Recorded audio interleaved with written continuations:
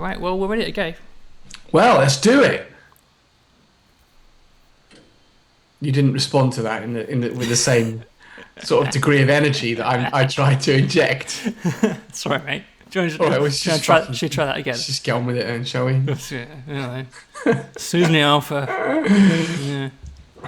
I'm excited about this alpha video because the last time it was the bug bash. That's right, And yeah. as cool as it is, the bug bash, and as important it is, it's sort of new features are what people want. Yeah, I think you're right. Yeah, I mean, we had a bit of a change, didn't we, last month? And the bug bash played out very differently. But this is this is the first time we've had new features for a couple of months. I guess you want to see some new features. Yeah, show me new features. Right. Well, this is a map. This is from the Steam Workshop. It's mental, isn't it? It's just mental. It's huge, isn't it? Absolutely huge. And this is 380 prisoners in this establishment. Wow. And I just made a small change that shows you the amount of time the person has been playing for. Right. Because we actually do record that data. Yeah. If you highlight the where it says day 80 up here, and it tells you total time played. Wow, look at that. 37 hours, mate, to build this prison. That's amazing. That is a lot of commitment. That's working week, isn't it? You could get through the sort of tutorial in Final Fantasy in that time. That's how long it is. That's the equivalent. Yeah. People love it though, don't they? Yeah, they do. So I loaded this prison for a reason. It's a nice layout. I really like its layout. Whose prison is it? It's called Mignon, I think, or something like that. I will put a link in there. Do we have a Steam account name or something? Because I think we should, I'll dig it out and I'll put it up on screen, but I don't know it offhand. Big shouts out to... Yes. Now, this prison is hugely susceptible to one of the new ways that contraband can be smuggled into the prison. Right. Now, in the past, if you remember, it's been possible to steal contraband from around the prison. That's right. I do remember. Steal it from the medical ward, but it was all kind of internal. It only came from the inside of the prison. But the reality is, of course, that people throw contraband over the walls. That's right. Was it France? So they were tennis balls? Tennis balls, yeah. You can throw a tennis ball a long way, right? And you can fit quite a lot inside. Yeah. Or footballs even. You stuff a football and then get the German football team in to come and kick it over the wall. Whack it over the wall. Not the Brazilian one. No. The German one. The German football team. Yeah, and then they'll get it a long way. Yeah. In fact, they'll get it 10 squares. If I put on some cheat rendering and show all contraband, brilliant. Right, we'll now see all the areas around the edge of your prison where contraband can be thrown in. Right, it's quite a long range. Right, so this is the edge of the map, obviously. But it doesn't protect you. That just means you don't have any visibility of what's going on down there. Right. So all these areas that are open to prisoners can have contraband thrown in over them. Right? Pretty nuts. Even up here where there's buildings and stuff like that, they can sneak it in these little areas. Right? Now, it's assumed that there'll be some organisation required to throw contraband in because, it's not like they're just going to throw it over the wall. No one out of the goodness of their hearts. Your friendly neighbourhood drug dealer isn't going to come along and just punt some heroin into the prison for you. Exactly. So what actually happens is the prisoners need to phone home or meet their family in visitation in order to organise it. Right. So in fact, because I have cheat codes enabled, I can see that this guy right here, Benjamin Weston, is on the phone right now, arranging via this thin red debug line to throw a drill over the wall to this location. Right. Now it's driven by his own needs. Right. He wants a drill because he wants an escape tool. Right. He wants to be able to get out of the prison. And so it won't happen immediately, obviously. Yeah. He's effectively booked it in advance. Right. And then this time tomorrow, or sometime within the next 24 hours, he'll sneak around behind this holding cell, and he'll act suspicious, and a drill will pop over the wall where it's been arranged. Right. And then he'll go around his way. In fact, we can probably simulate by accelerating time a little bit. And let's see if he actually goes for it. I just want to turn on navigation as well. It's actually lunchtime, so everyone's just going into the canteen now. Fail. So it's cheat. It's all right. It'll work. Don't panic. Now you can see around the edge of this prison, because this prison is so wide open, there are loads of places where people have arranged already to throw stuff in. Right. Now I've turned the rate up ridiculously high for demonstration purposes. There's a guy who's arranged to pick up booze here. Right. Here we go. Here's our guy now. Here he comes. Benjamin Weston. Here he is. Right. So remember, what you normally see is this. Yeah. Right? Oh no, you're not even that. No. This. Yeah. Right. Yeah. You don't see anything. Right. You just see a prisoner, for some reason, going around the back of the holding cell. Well, he might need a wee. Right. Yeah. That's it. Has he got it now? He's got it. So we didn't even see it. We didn't even see it blinking into existence. You don't see it. Now, at the start of this month, I rendered the drill being thrown over the wall. Right. The problem is, you can just kind of sit out like this. And see it all happening. And you can just see it happening. Yeah, and it's stupid, right? You yeah, wouldn't see it. The idea is that you cannot police a prison this size. Yeah. You can't stop it from happening just by watching. Where did he go? Here he is. He went over, he started working out. Right, so because I've got cheat rendering turned on, it shows me a little red drill. Yeah. So I know for a fact that he's got it. Right, but obviously you wouldn't normally see that. Yeah. And if you search the prisoner and get some guard over, let's hurry up and get a guard over. Here comes a guard. Here comes a guard. Got the drill. What are you carrying, sunshine? Oh, funnily enough, you're carrying a drill. Yeah, We know yeah. that. So he gets 4 hours in solitary confinement for that. And you can see, so at this point you might think, well, how on earth are you going to police that? Well, don't forget, you have the contraband overlay, which shows you all the contraband found in the last 24 hours. Yes. Right? And if you click on the drill, right, that you found, it shows you the trail of how it got into the prison. And you can see that it was thrown over the wall at this point here. And maybe you can do something about that. Can you use dogs? Right? So dogs will detect anything that's narcotics that's thrown over the wall instantly. Yeah. You can build a fence. Right. Quite a big fence, obviously. It's not actually practical on a prison this size to fence off the entire area. Yeah. Right? But you can certainly fence off areas that you don't want your prisoners going near. Like a big outer fence is the traditional way to solve this problem in the real world. Yeah. Right? You just need a lot of space for it. Yeah. There's another thing you can do. You can. They'll abort, so to speak, if there's a guard nearby. Okay. When it's happening. So if the prisoner aborts, the contraband stays there, right? It doesn't get thrown in. Oh, it doesn't get thrown in. Right? Okay. So the idea is, I don't simulate this, but the logic is that they're kind of like, they whistle when they're by the wall. Yeah, right? okay. They go and stand by the wall, their mate's on the other side, and they just go like, whoop! Yeah. or something like that. And it gets thrown in. Yeah. So there's a prisoner coming to collect this knife at this point, right? I know this because I've got cheat code rendering turned on. Here he is. And if I plonk down a guard here, let's plonk down an armed guard, shall we? Let's plonk down an armed guard with a shotgun and a guard and a dog handler, just for fun, right? And let's get them to stay there like this.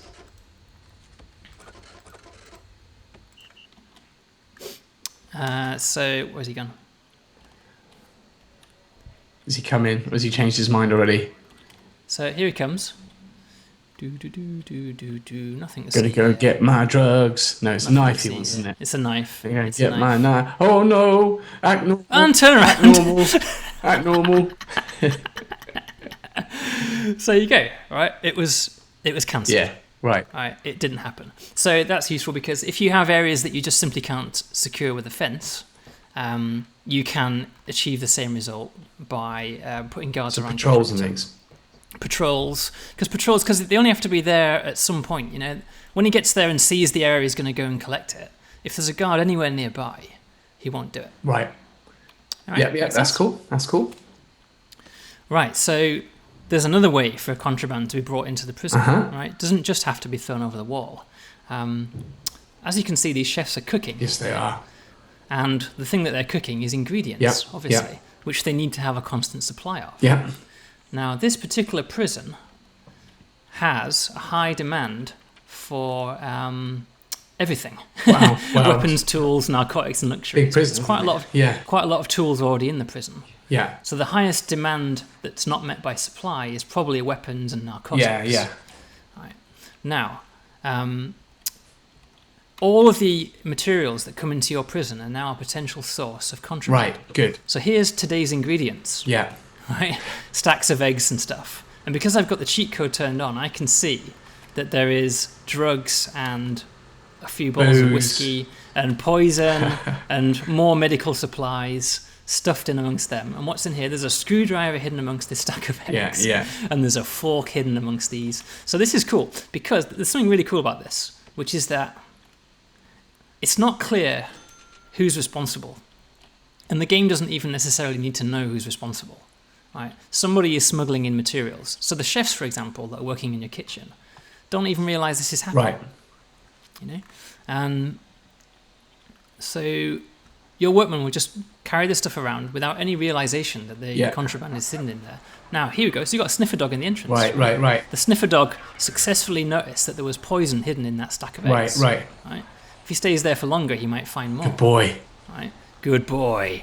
Right, but will it be enough? Will he find everything? So he can't sniff out screwdrivers, for example. Yeah. Or anything like that. And he's gone now. He's packed up for the day. He's packed up for the day. So you might, as a result of this, you might decide that you wanted to up the amount of dog sniffing and metal detecting that you were doing within your entrance. Yeah. You can see that actually, because the demand is so high, there's tons of stuff. Yeah, it's just rolling. And it also comes in through workshop materials. Right. You know the metal sheets that get taken into the workshop. And you can see that your chefs just carry it in. Yeah. Right? So this chef doesn't realise it, but he's carrying a stack load of drugs. That dog sniffed it as it went past. It's been marked for searching. When it went past that guard dog, he tagged it as being searching. So this prison's doing fairly well in finding it, but you've got a continuous influx to deal with. And it will all find its way to the kitchen. Now, if there's no one working in the prison, in the kitchen, you won't have a problem. But obviously, most prisons do actually employ their prisoners to work in the kitchen. Right. So once the ingredients are dropped off in the kitchen, the prisoners that are in there get an opportunity to pick it up and make off with it. And go and trade. And they can trade it for something else. They're canny little blighters, aren't they? Canny little blighters. It's a hard thing to stop because there's a lot of raw materials coming in. There's the workshop ingredients, like I said. There's the prisoner uniforms come in pretty regularly. There's metal trays for your guys to eat off, stuff like that. It is the classic saw in the cake scenario, isn't it? It is. It's your contraband pipeline. Yeah. Right? So there's a pipeline of contraband. And similarly, if you find a prisoner who's got it in like that, this guy, for example, let's search him. This guy here. Yeah. I happen to see that he's carrying that hypodermic syringe that we noticed earlier. He probably got it from it being imported through contraband. Yeah. So let's search him and look in our contraband history. Right, you'll find that there's the syringe that we found, and you see that it's now marked as being smuggled in. Yeah. And this is the route that it took. Yeah, there we go.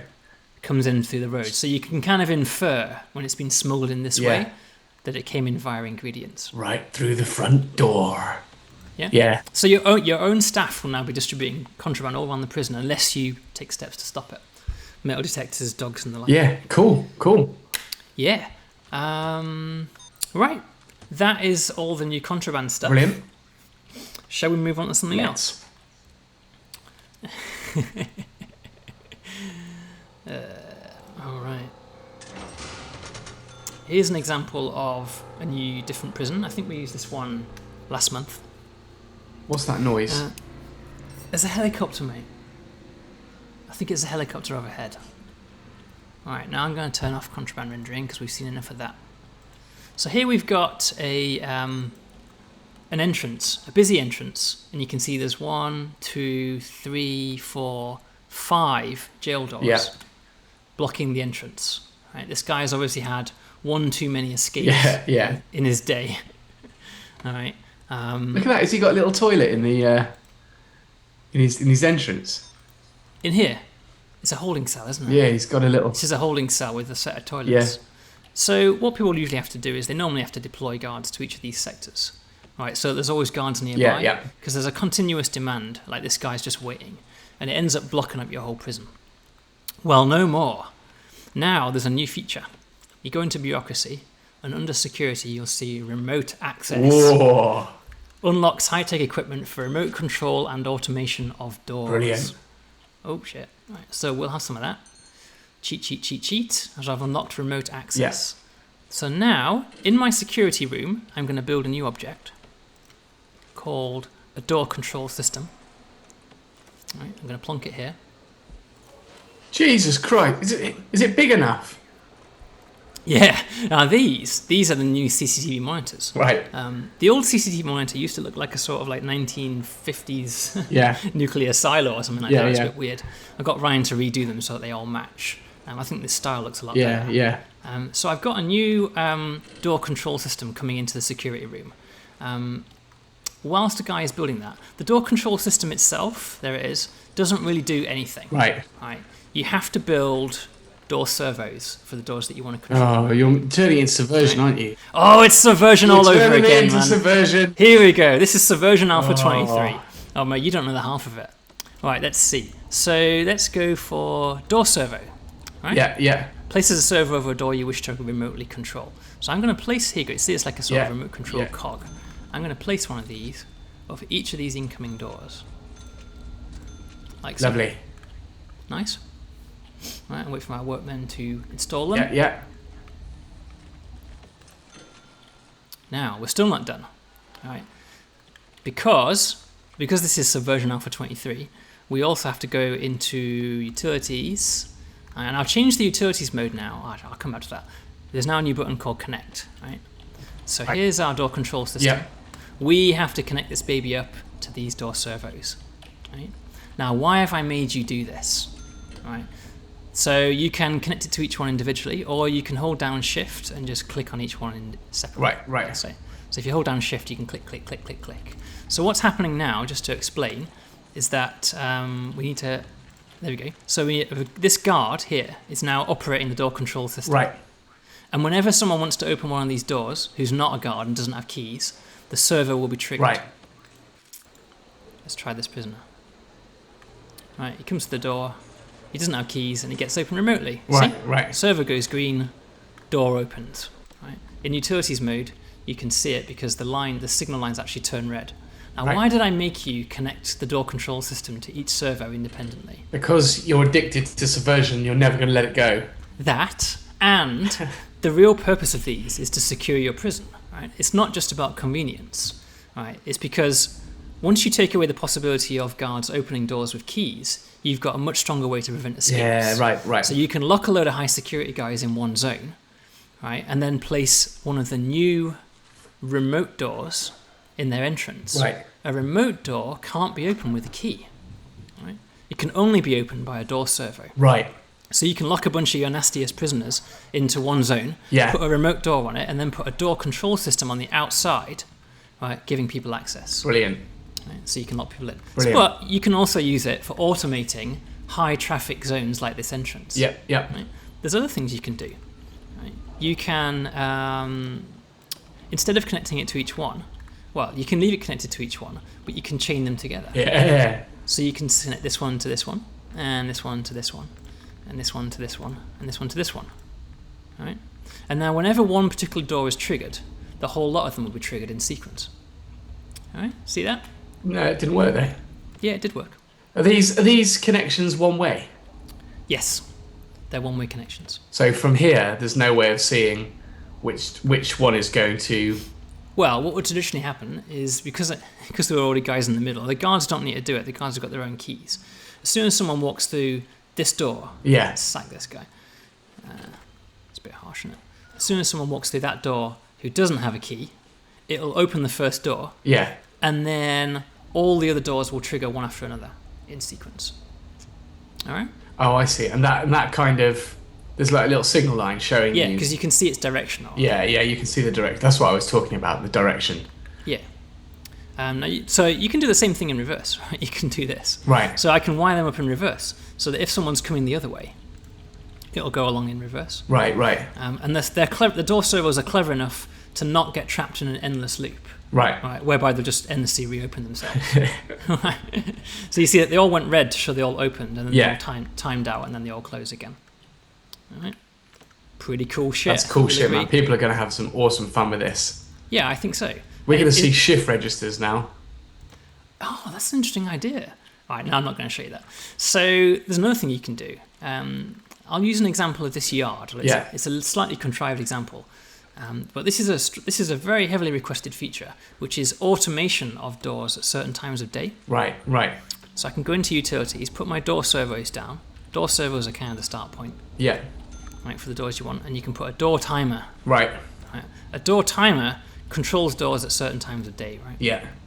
So I'm going to plonk this down here, I guess. Wire it up. I should mention while my guys are installing that you know how the armory is kind of like a security liability? Yeah, yeah. The same is true of the door control system. Yeah, right? exactly. If it gets broken, and it will, because prisoners target it during misconduct, during riots and things like that, they'll smash it to pieces. And it just triggers all the doors to open randomly. Right. So, and also, if prisoners are in escape mode, they'll just go in there and they'll just smash it until the point where all the doors are open. Right, right. Now, it doesn't help them if the door control system is on the outside. I mean, you could put the door control system all the way over here. Yeah. Right? Yeah. Because this guy's got an armory and he's got it all the way on the other side of the road. Yeah. For that very reason. And it makes a lot of sense to do that. You can control things from any distance. All right, what was I doing? I was busy building this, wasn't I? So here we go. We've got a door timer. Right? So let's connect this baby up. Again, you connect it like this. Yeah. Shift click. And you get this interface, right, that lets you set what time these doors look to at open. that. So it's a yard, right? So it would make sense to have it be open at yard time. Right. But you might decide, but there's phones in there as well, so you might decide to have it open at free time as well. Right. And because you know things about your prison, or because this is a certain point in the layout, you might decide that you also want it open between 9 and 11. Right. You know? Or between 6 and 7. Ultimately, you can program this to open it during any regime or any time of the day. Right. When that time happens, like 9 a.m. for example, let's fast forward to 9 a.m. Right. Yeah, it works. It'll go green. There you go, 9 a.m. Goes green, all the doors open. And if it gets damaged, similarly to the... If it gets damaged, it stops working and the door locks where it is. Oh, it fails closed. It fails where it currently is. Oh, it fails where it is. Okay, so if the doors are open and the prisoners decide to, they can smash it up and... Yes. Yeah. Okay. Now the thing is, it doesn't help them smashing up a door control system because it's just a timer. It'll just lock the doors in whatever current state they're in. Yeah. So. Well, it might help them though. Yeah, it might do. They will smash it. Yeah. To see what happens. What else can you do? So you can also do. I don't know if anyone will ever use this. I mean, maybe or maybe not. But there's a power switch here. These things are also wired objects. Right. So I can connect this power switch to well, let's try it with these ones, right? Like this. Right, so what have I actually done there? A power switch is just an on or off. Yeah. So I probably better delete this door server, hadn't I? So it doesn't cack up our results. So if I turn this off, right, servos go off. Yeah, right. If I turn it on, servos go on. It's just a way of manually overriding. Okay. So you could have a switch that you can flick that will open all the doors in a section. Right. You know, or something like that. I don't really know if I don't know if people will use it, but it was kind of free to do. Yeah, it could be fun in some emergency situations or something, couldn't it? Yeah, like where you open all the fire escapes. Yeah, or something yeah. Like that. That would be interesting. This new wiring mechanism, I've extended it. The reason why I had to turn off visibility earlier is I've broken the CCTV model. Right. If you remember previously, Yes, there were CCTV monitors, yeah, and each one gave you like 6 cameras. Yeah. And that's how it worked. Well, it doesn't work that way anymore. Now it works by connections. Right. So you can connect this CCTV monitor to all these cameras. Right. And that's how it works. How many cameras can you connect to a station? You can. Right, into a good question. So you can connect as many as you like, right, to one station. Right. But it will only view 8 of them at once. Okay. So if I go over the limit like this, there we go. I don't know how many that is. That's quite a lot, right? So that CCTV monitor is now connected to however many. Yeah. Right? You can see the ones that are red are on, and the ones that are blue are off. Right. And as it cycles over time, you get partial coverage. Right. So it's up to you if you want to have. If you've got areas that you don't need to have permanent visibility of, you might well have one CCTV monitor that's watching all of them and just giving you a bit of partial coverage. Right. But if you've got a high coverage area, like these areas up here, for example, that are all like cell blocks and things. And this guy's actually got cameras in every cell. Bit of an invasion of privacy, right? So you might decide these areas you want to have all of them permanently on. Yeah. Right, so you connect them all up. Yeah. Like this. And as you'd expect, if the CCTV monitor gets smashed, it stops working. Yeah. Obviously. And there's no more of that sort of zone where there used to be like a yellow box around CCTV monitors that guards had to stand in. Yeah. And they could operate like 15 consoles at once if they were stood in it. It's really silly. Yeah, so now guards have to operate as one guy per machine. Yeah, okay. So this can get quite labour intensive. Yeah, yeah. If you're not careful. Nice. Yeah, so that's all of our new connection mechanics. Nice. Pretty cool shit, right? That is nice. So I've changed the filtering in here now so that you, because there's now 3 types of utility effectively. Yeah. If you click on electrical objects, all you see is electrical. Yeah. Right? And if you click on watery objects, all you see are the pipes. Yeah. And if you click on the connection objects, all you see are the connections. Yeah. So it's like filtering the utilities. Yeah, yeah. To give you a better idea of what's going on. I think that's everything that I've shown you there. Oh, did I show you that? It's just a little thing. Right? People complain the to-do list is always too big. Yeah. And it's blocking their view, so you can click and minimize it. No way! That's progress for you, man. Never mind all this subversion shit. Dude, that's awesome. Look at that. All right. That's like proper quality control. Yeah, exactly. Right, everybody, that was Alpha 23. I hope you enjoyed it and look forward to playing it. You'll be updated automatically on Steam. If you've bought it from us, you'll need to come to the website and pick up your update. You can buy Prison Architect if you've not already got yourself involved at Steam, or from www.prison-architect.com. See you next time. Right. That is kind of the end of all of the sensible features in Alpha 23. Okay. Yeah. But there is more.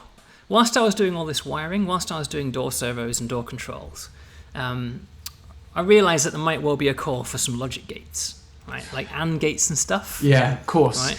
Well, because, if you want to have some power switches and things, you may as well, right? So if I create, like, let's build some gates, and I'll show you what I mean. So a logic gate in this system is an embodied object, right? It's actually a physical object. Right. So this is an AND gate. Right. So if I create these 2 switches up like this, right, there you go. There's your AND gate. Yeah. Do you remember your A-level electronics pretty much? Yes, I remember all of my A-level electronics. Do you really? Well, I don't know, probably. But I know what an AND gate does. You know what an AND gate does, do you? Well, that's good. You know what an OR gate does? Yeah. No, that's good. That's good. Look at that. Yeah, they're a bit of logic gates. Right. So, and I've put a few types You've put NAND in as well. Well, I've put them all in, mate. Because once you put one of them in, you right click to cycle through all the different types. Yeah. I've even put exclusive OR in there, mate. Yeah, that's brilliant, mate. I bet you can't remember. Now, this is all for fun now. This is not. We're not even talking about Prison Architect anymore. Yeah. Right. What do you? Can you remember how to make a memory unit? I bet you can't. Right. You can make one bit of memory with 2 NOR gates. Is it NOR gates? I thought it was NANDs. You can do it with NANDs as well. Yeah. 2 NOR gates like this, cross-linked, I think. Yeah, that's it. Like that. So that is one bit of memory, believe it or not. Right. So this is your set button, the top one. Yeah. So if I turn it on, right, the output goes high. The door servo is the output. And it remains high, even if I turn the input off. Yeah. And this is the reset button. If I reset it, the output goes low. Right. And it remains low, even if I turn the reset switch off. Yeah. So it's effectively one bit of memory storage. Right. Yeah? Pretty cool stuff, right? See, if you extend this and continue on that same path, you get to the point where you've built 1 byte of memory. Right? Here we go. Here's 1 byte of memory. Right. Now, once you get to the point where you're doing 1 byte of memory, actually I'm lying, this is only 5 bits. Yeah, it doesn't matter. So you can see that I can turn on 2 inputs, for example, and 2 outputs get set. Yeah. Right. This is actually a clock-driven memory unit now. Right. So all stuff in a computer is driven by a clock. Right. You can see the clock signal here. Yeah. Right. High, low, triggering the circuitry. Right. So the clock is actually built itself out of components. Right.